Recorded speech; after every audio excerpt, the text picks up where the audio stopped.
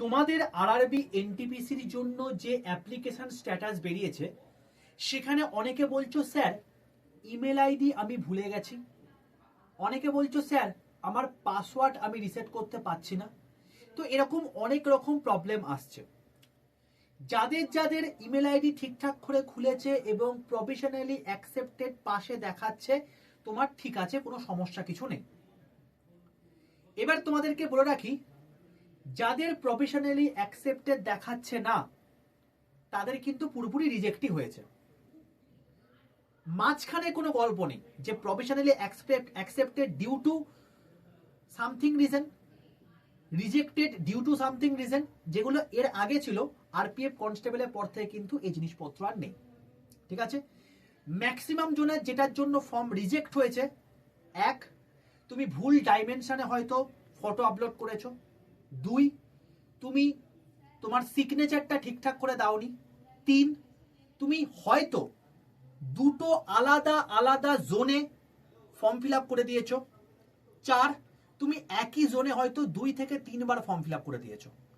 Maximum কারণ এটাই। যদি এরপরেও তোমার মনে হয় যে না আমার এগুলোর মধ্যে কোনোটার মধ্যে পড়ছে না, তাহলে আমি বলবো চিন্তা করো না। এই যে নাম্বার দুটো রয়েছে এবং এই যে হেল্প ডেস্ক নাম্বার রয়েছে, সকাল 10টা থেকে বিকেল 5টার মধ্যে এই নাম্বারে কল করে তোমাদের যে বক্তব্য সেটা জানিও, তারা অবশ্যই হেল্প করবে। তবে যারা ইমেল আইডি হারিয়ে ফেলেছো চাপ নিও না, কারণ এখানে পরিষ্কারভাবে বলে দিয়েছে তোমাদের কিন্তু প্রফেশনালি অ্যাকসেপ্টেড বা রিজেক্টেড এই দুটো জিনিসই থাকবে এবং এটা 14/5/2025 থেকে তোমাদের যাবে। তো তোমাদের হয়তো আজকে বা কালকের মধ্যে চলেই যাবে এবং সেটা তোমার registered mail ID, application status, SMS এবং মেল আইডি দুটোতেই যাবে। এখানে অর কিন্তু উল্লেখ নেই, তো চাপ নিও না, তুমি কিন্তু এসএমএসও কিন্তু পাবে, ঠিক আছে ভাই।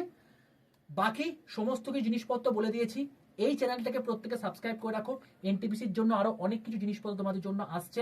সকাল 11টা 15 ক্লাস কিন্তু কেউ মিস করো না ভাই।